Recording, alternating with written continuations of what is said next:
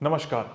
आज मैं फिर से एक कहानी, एक किस्सा, एक केस आप सभी लोगों के लिए लेकर आया हूं जिनको वास्तु में कुछ रुचि है या वो जानना चाहते हैं कि किस तरीके से वास्तु आप सभी के जीवन को बहुत ज्यादा परिवर्तित कर देता है।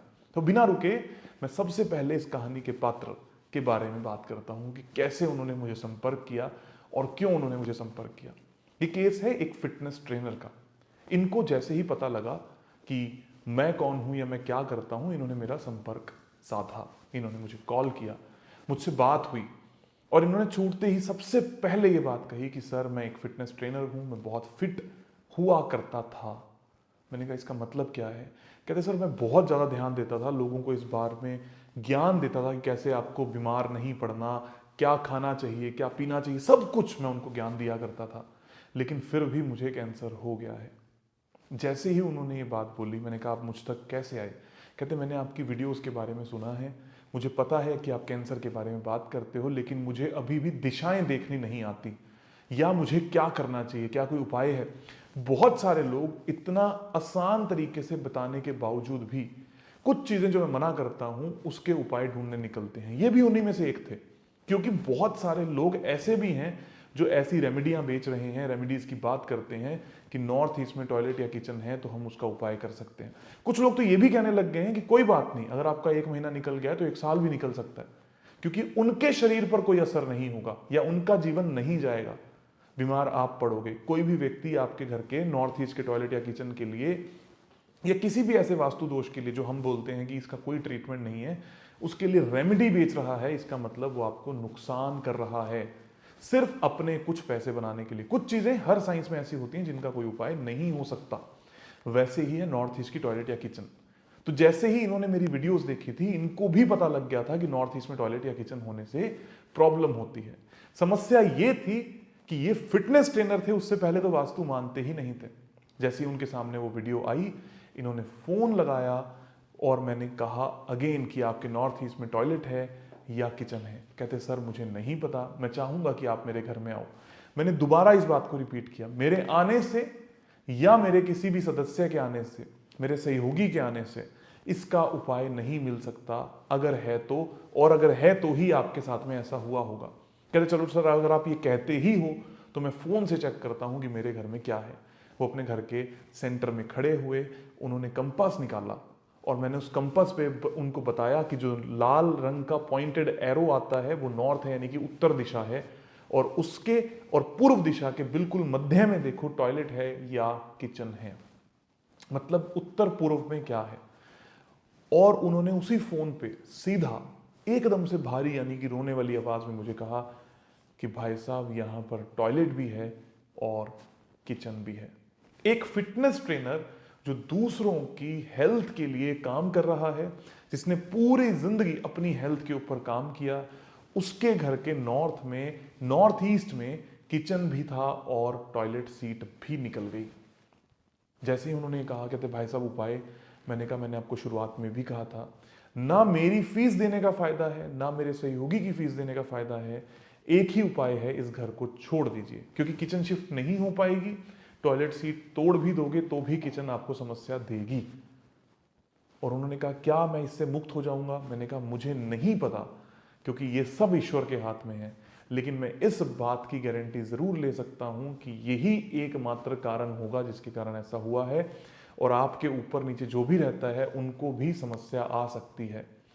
नॉर्थ ईस्ट की टॉयलेट और किचन कोई वेल्थ से रिलेटेड समस्या नहीं देती, दे भी सकती है पर स्वतः ही नहीं देती, मतलब जरूरी नहीं है कि वो दे।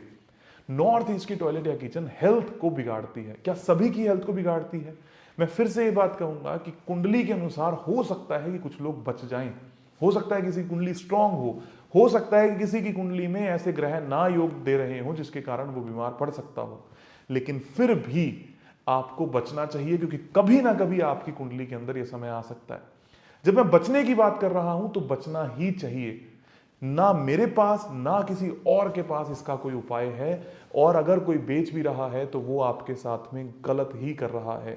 चाहे कोई एस्ट्रो के लालच से, चाहे कोई वास्तु के लालच से, कोई सामान, कोई पिरामिड, कोई यंत्र, कुछ भी आपको बेच के जा रहा है और ये कह रहा है कि इसका सॉल्यूशन हमारे पास है, वो आपके जीवन को खराब करने के ओर लेकर जा रहा है। जब इस व्यक्ति को यह बात पता लगी कि मेरे घर के नॉर्थ ईस्ट में ही टॉयलेट और किचन है, तो इन्होंने ये डिसाइड किया कि ये अपना घर छोड़ देंगे। लगभग 1.5 से 2 महीने के बाद मेरे पास फोन आया, कहते भाई साहब मैंने वो घर छोड़ दिया है, मैं जीवित हूं और मुझे ऐसा लग रहा है कि मैं सरवाइव कर जाऊंगा। और करीबन 1 साल के बाद उन्होंने जो भी उसका प्रोसेस होता है उसको कंप्लीट किया और वो स्वस्थ हुए और बैक टू लाइफ वापस आए। उनका मनोबल भी टूटा था उस घर में, क्योंकि वो एक फिटनेस ट्रेनर थे। उन लोगों का मनोबल भी टूटा था जो उनसे ट्रेनिंग लिया करते थे। एक व्यक्ति जो अच्छा खा रहा है, मैं ये नहीं कह रहा कि अगर आपका वास्तु खराब है तो आप कुछ भी खा सकते हो, आप अल्कोहल पी सकते हो, आप सिगरेट स्मोकिंग कर सकते हो, कुछ भी नहीं कर सकते। मैं सिर्फ ये कह रहा हूं कि जहां जितना आहार जरूरी है उतना जरूरी है आपके विचार जो वास्तु से पैदा होते हैं। ये सारी चीजें एक साथ मिलकर काम करती हैं, कोई भी चीज इंडिविजुअल लेवल पे काम नहीं करती। इनसे बचना चाहिए। जब ऐसे व्यक्तियों का केस सॉल्व होता है, जब ऐसे व्यक्तियों का जीवन सुधरता है, तो मुझे यकीन होता है कि जीवन में वास्तु एक बहुत बड़ा विषय है जो आप सभी के जीवन को रूपांतरित कर सकता है। दुख तब होता है कि पता होने के बावजूद कुछ लोग मूर्खों के पीछे लग जाते हैं। कौन मूर्ख? जो इसकी दवाइयां बेच रहे हैं। कौन मूर्ख? जो ये कह रहे हैं कि हम सॉल्व कर सकते हैं। किसी ने तो ये भी कहा कि अगर किसी का घर छोटा है तो वो क्या करे। अगर किसी का घर छोटा है तो क्या उसको सच नहीं बताया जा सकता? क्या उसको यह नहीं कहा जा सकता कि इसका उपाय नहीं है, आपको शिफ्ट करना चाहिए? जबकि कुछ लोग इन्हीं लोगों का, जिन लोगों की तनख्वाह 10, 15, 20, 25, 30 हजार रुपए तक है, जिनके 1 BHK होम है, इनको सांत्वना दे रहे हैं कि हम उपाय करा सकते हैं और इनसे वो भी 25-30 हजार रुपए ले लेते हैं। मैं यही चाहता हूं कि ऐसे केसेस में कोई भी व्यक्ति सीधा सोचे कि मेरे घर में क्या चीज उपाय करी जा सकती है, क्या नहीं करी जा सकती। किसी से भी पैसा लेने का कोई फायदा नहीं होगा, किसी को भी कोई फायदा नहीं होगा पैसा देने का। अगर इस कारणवश आपके साथ में कुछ बुरा हुआ है तो हमेशा इस बात का ध्यान रखें कि सब चीजों से ऊपर है वास्तु की बेसिक बैलेंसिंग, मतलब टॉयलेट, एंट्रेंस, किचन और आपके रंग।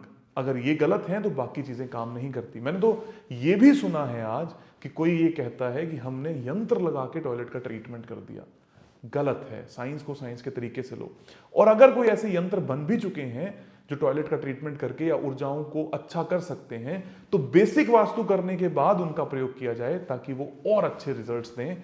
ना कि हम किसी व्यक्ति को कैंसर करवाने के बाद ऐसी दवाई दे रहे हैं जिससे कैंसर क्योर हो जाता है। तो शायद कोई डॉक्टर भी ऐसा नहीं करेगा। मेरा तात्पर्य यह है कि इस केस से भी शायद आपको यह सीखने को मिला होगा कि आपके जीवन में वास्तु का एक बहुत बड़ा रोल होता है जिससे आप अपने जीवन को सही कर सकते हो।